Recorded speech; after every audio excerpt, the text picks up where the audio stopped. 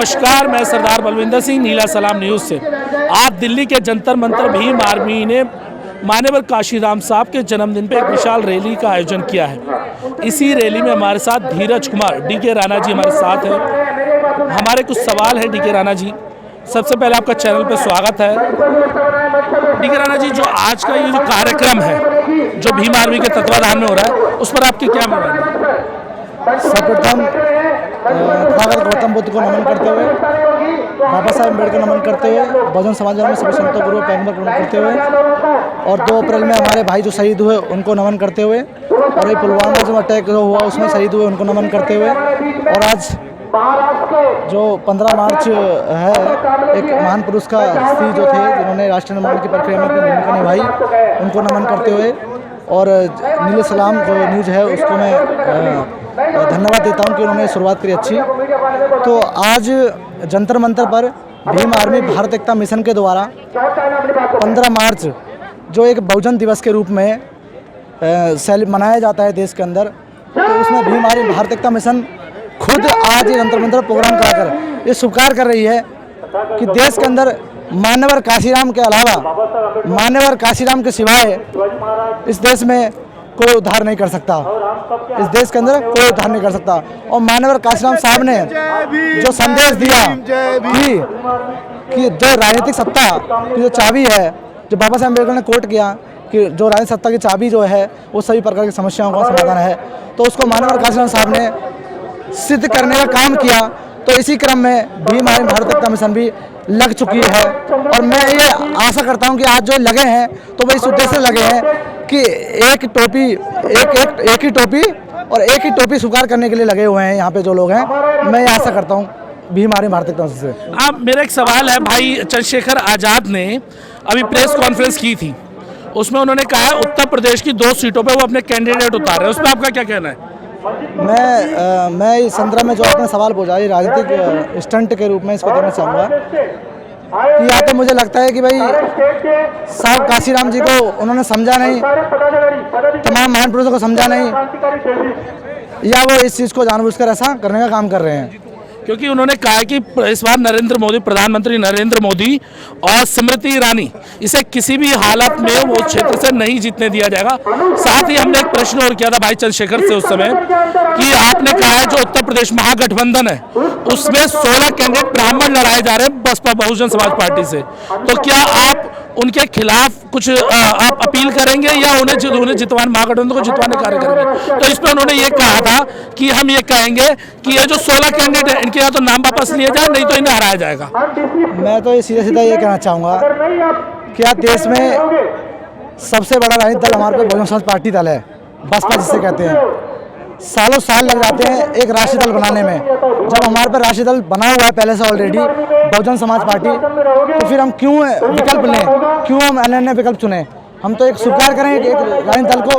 और जब मान्यवर काशीराम साहब की बात यदि मान ही रहे हैं, तो क्या मान्यवर काशीराम साहब ने बहुजन समाज पार्टी का निर्माण नहीं किया? यदि बहुजन समाज पार्टी का मान्यवर काशीराम ने निर्माण किया है और आप मान्यवर काशीराम साहब जी का नाम ले रहे हैं, तो फिर बहुजन समाज पार्टी को भी स्वीकार करें। तो क्या आज की जो रैली है वो भारतीय जनता पार्टी की जो ताबूत है उसमें कील ठोकने का काम करेगा?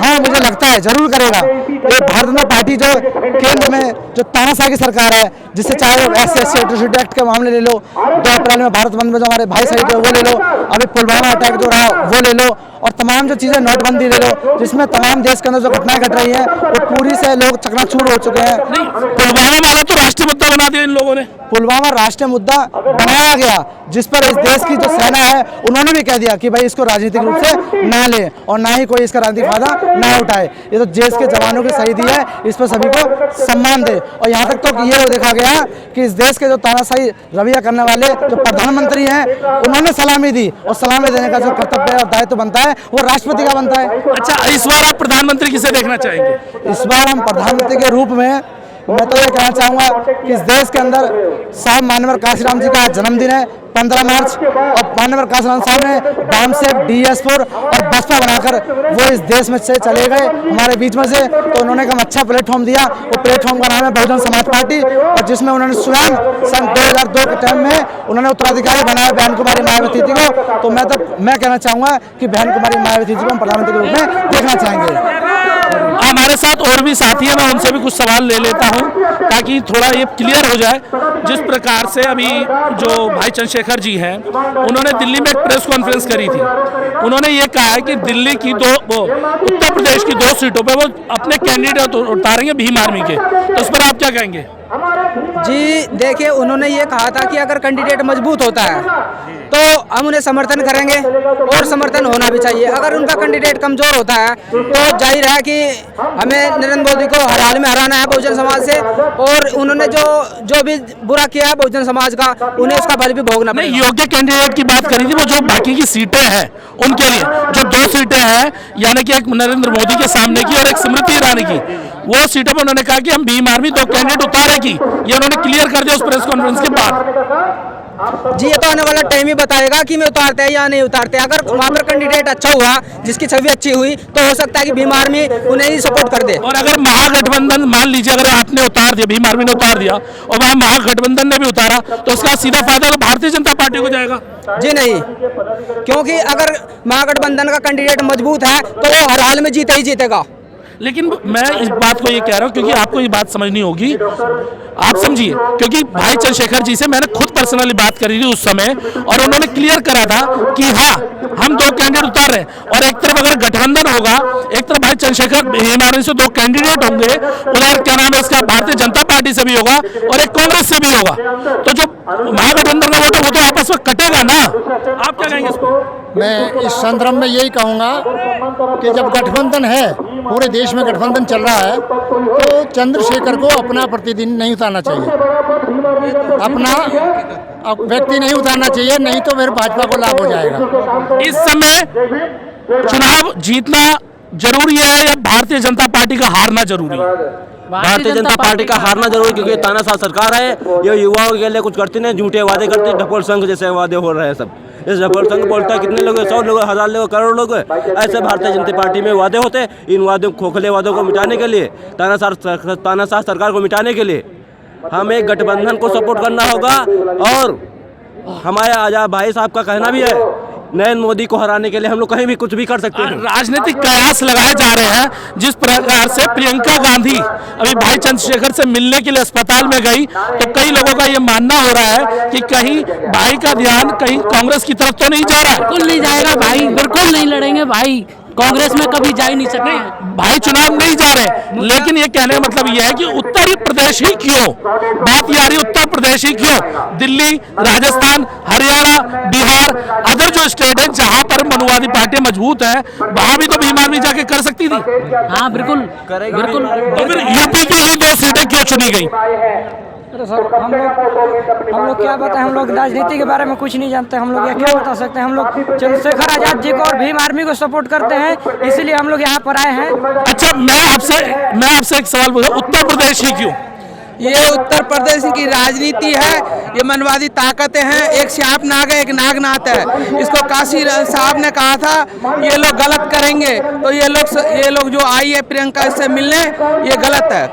अच्छा, जिस प्रकार से अभी हालात लग रहे हैं उत्तर प्रदेश के अंदर, क्योंकि हर बार प्रधानमंत्री उत्तर प्रदेश देता है, तो क्या इस बार देश का पहला दलित प्रधानमंत्री मिलने वाला है या नहीं? मिलेगा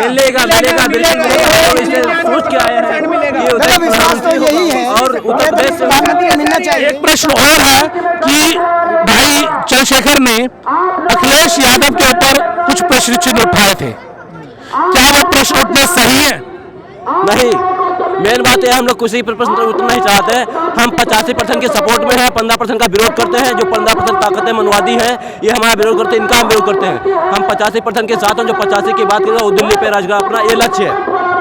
ये जो 15 का सपोर्ट करेगा, हम 15 का विरोध करते हैं, क्योंकि हमारा आए दिन शोषण करते हैं। तो जो 16 कैंडिडेट आप मान लीजिए, 16 कैंडिडेट उन्होंने ब्राह्मण उतारे, बीएसपी ने 16 कैंडिडेट ब्राह्मण उतारे हैं, क्या आप उन 16 का विरोध करेंगे?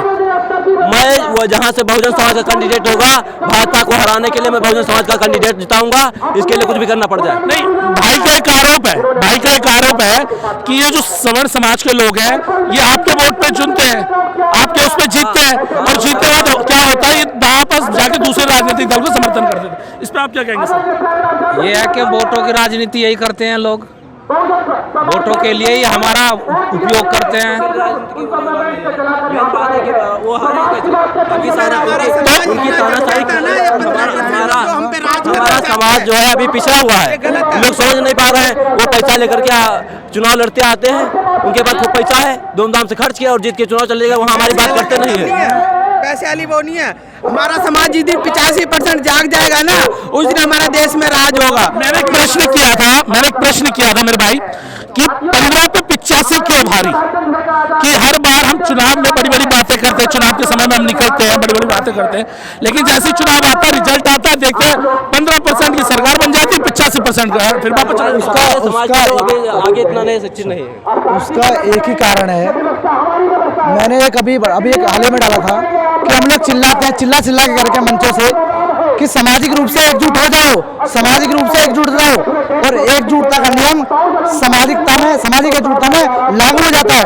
परंतु जब हम कहते हैं कि राजनीतिक रूप से एकजुट हो जाओ, तो वहाँ पे लोग एकजुट नहीं होते। तो मैं इसको कारण यही मानना चाहूँगा कि लोग सामाजिक एकजुटता की तो बात करते हैं, परंतु राजनीतिक एकजुटता की बात नहीं करते हैं। और जिस दिन राजनीतिक एकजुटता की बात होने लगी, उस दिन हम शासन 85% हावी हो जाएंगे इस देश के अंदर, उनकी सरकार बन जाएगी। और अंत में एक लाइन में कहना चाहूँगा कि बिरसा मुंडा जी के समय में, जब बिरसा मुंडा जी आदिवासी समाज से रहे हैं, तो उसमें मुंडा समुदाय के द्वारा एक नारा दिया गया था कि टोपी टोपी एक टोपी। तो मैं आह्वान करना चाहूँगा कि आज वर्तमान में आगामी लोकसभा चुनाव उसमें हम सबको ये मानना पड़ेगा, स्वीकार करना पड़ेगा, और एक टोपी को स्वीकार करना पड़ेगा कि टोपी टोपी एक टोपी, तभी हम 85% की सरकार देश में बना सकते हैं, अन्यथा हम भटकते रह जाएंगे और कुछ नहीं कर पाएंगे।